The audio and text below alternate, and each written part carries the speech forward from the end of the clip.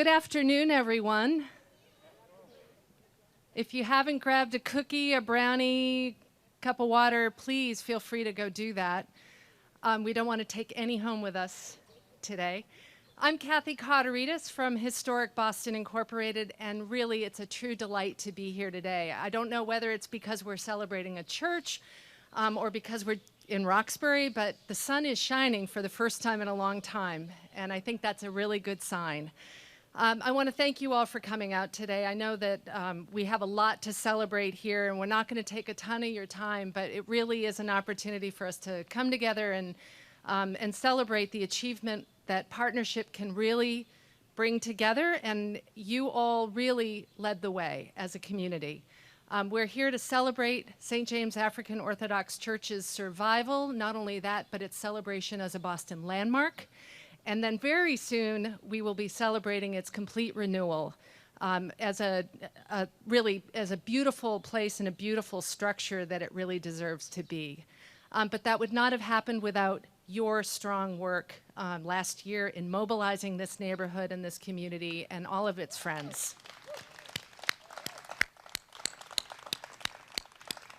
So you are the stars of our show today. This neighborhood is amazing. By way of background, you know that this building was built in 1910 as a Norwegian evangelical church, which it was for a number of years before the 1950s when St. James African Orthodox Church purchased it and was here up until just a few years ago. It has many layers of story to tell, and if you haven't had a chance to read the landmark designation report, it's great history of, yes, this place, but also the context, this neighborhood and the people within it. We hope in the next few years to bring about its renewal. We've got a lot of work to do, and you'll be hearing about it, and I hope you're all on our mailing list and we'll have a chance to do that. But you know that Historic Boston Incorporated has been working in and around this neighborhood for a number of years. By way of mission, we rehabilitate historic buildings for new uses. Our goal is to make sure that places like this survive, but not only that, that they thrive, that they give back, and they continue to be very active parts of the life of this neighborhood or all neighborhoods that we work in, and we do work citywide. We hope that in the next few years you'll be not just seeing work going on, but that you'll be able to come and participate and learn about historic rehabilitation, about the construction we do, and the planning and the context. But today, we're not going to take a lot of your time. There are a lot of folks who have important things to say and things to bring us. And I want to make sure that we are all aware of some of the things that have already gone on. My first introduction is none other than the mayor himself. One of the most important parts of the rescue of this building when it was threatened last year. The mayor filed an injunction preventing the demolition of this building. He was using every active tool available to him to help lead the way. And as you'll begin to see, all of us have played a part in the total picture here, and without each one of our roles, this wouldn't have happened the way that it did. So I want to take this opportunity to introduce the mayor and ask him to say a few words, because he's also got a little announcement to make.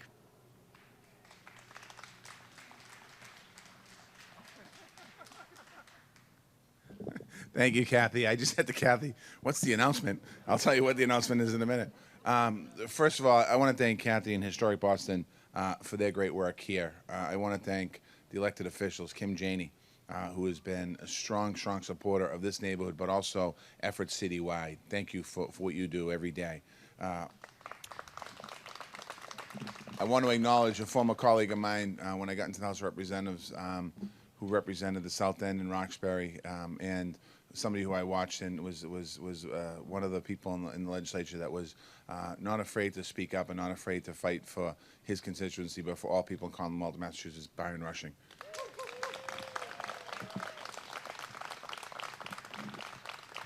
I'm not going to talk too long because of it's hot and there's other speakers, but this project is an amazing project.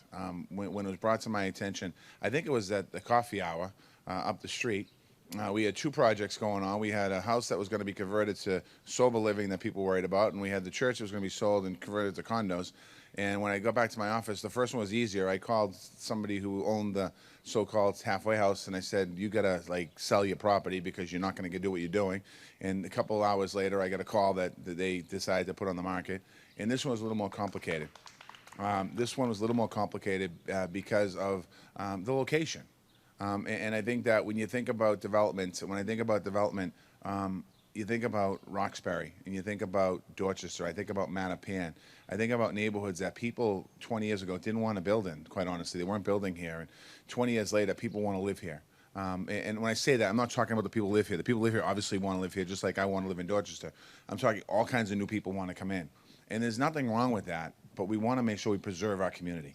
And that's what you're doing today in a lot of different ways, but also preserve our housing so that as new housing gets built, the people that actually lived and grew up and built Roxbury get a chance to stay in Roxbury to see the resurgency that's happening in our city. And that's something that's really important.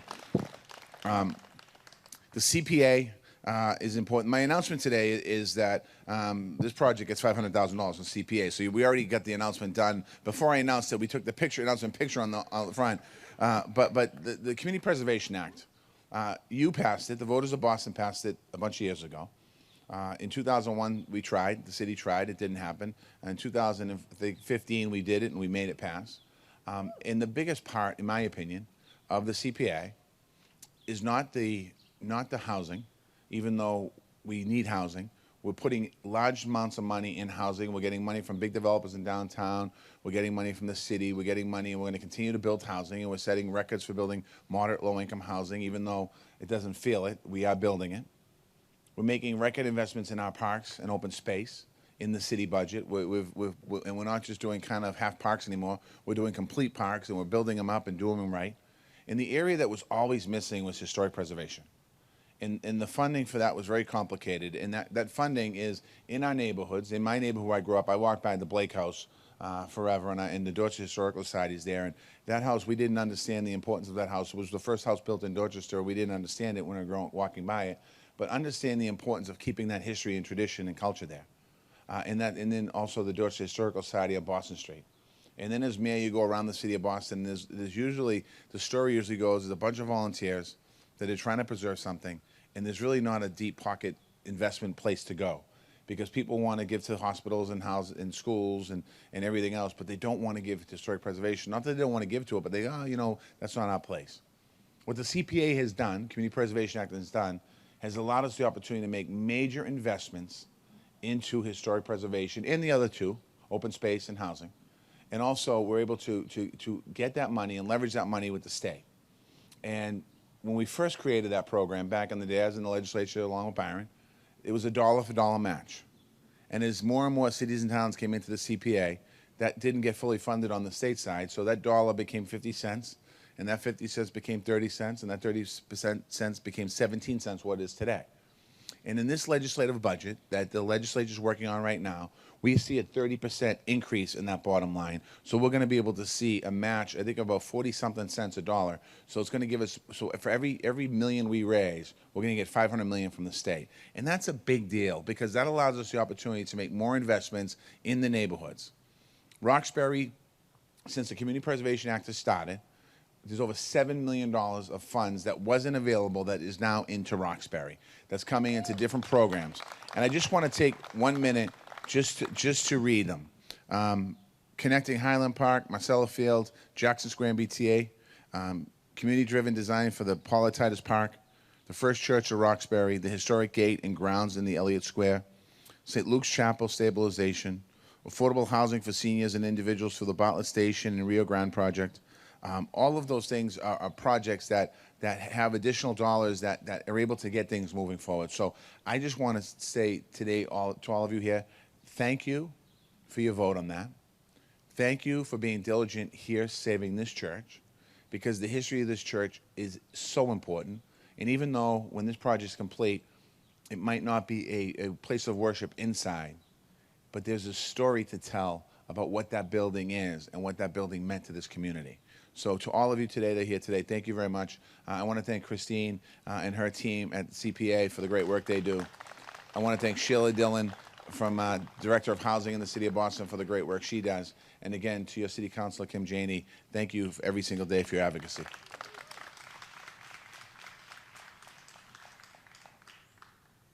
Thanks so much, Mayor Walsh. Before I introduce our next speaker, I must call out Historic Boston's staff because you're going to get to know them pretty well over the next few years, so I want you to know their faces. Gabrielle Chapman, where are you? Right there. There's only 4 of us, so don't worry. This isn't going to take long. Lisa Lewis, you're in the back. I see you. And Shoria Batra over here to my right. We have a wonderful board of directors who makes our work possible, and I'm not sure I've seen a lot of them, but I know there are a few here today, and I want to say thanks to them.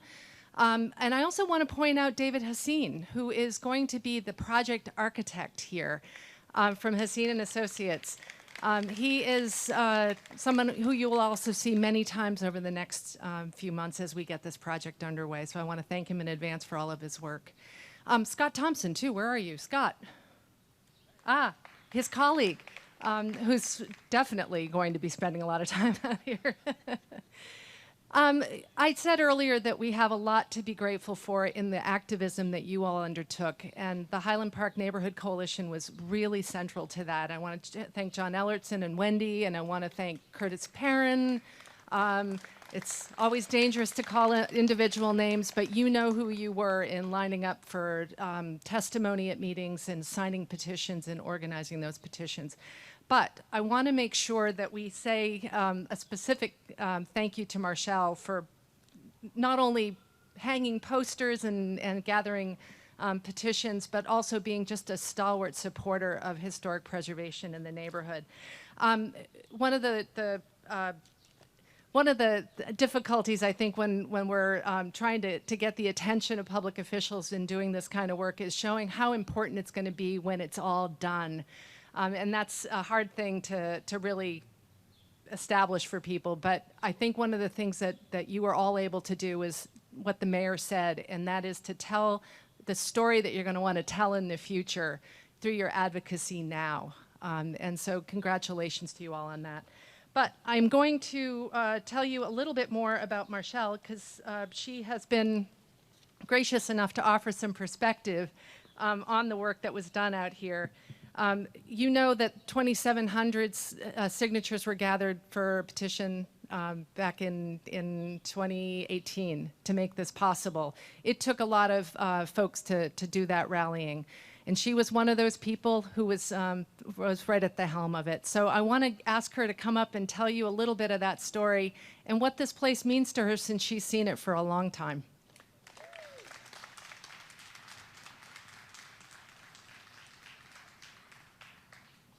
Good afternoon. Kathy gives me too much credit because I know that it's throughout the groups in Highland Park that really make this neighborhood click. And I see a lot of the members here.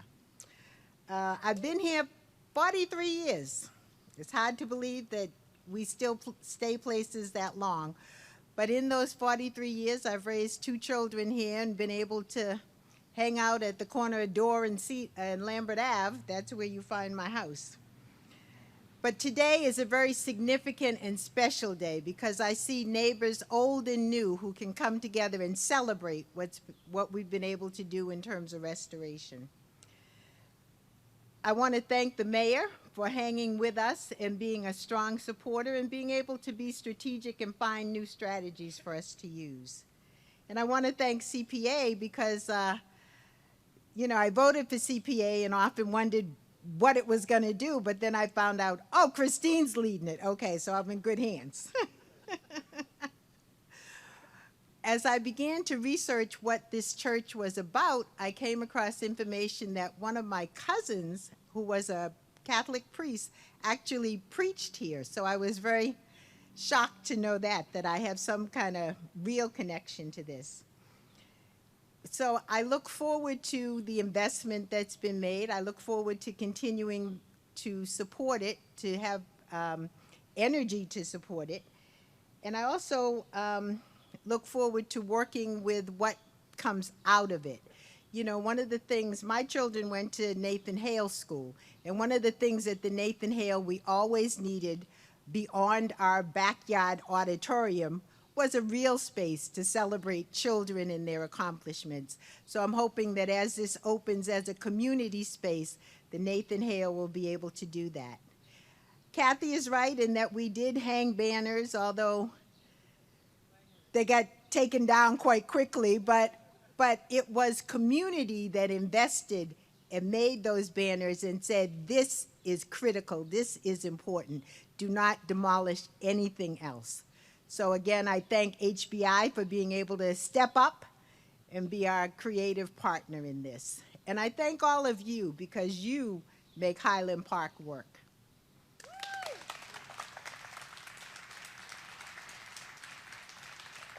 Thank you, Marshall. And that concludes our program today. I want to encourage you to stick around, have some refreshments, and come talk to us if you have any questions about anything. And of course, the church will be open for a little while longer so you can see it. Thank you again, everybody, for everything you've done.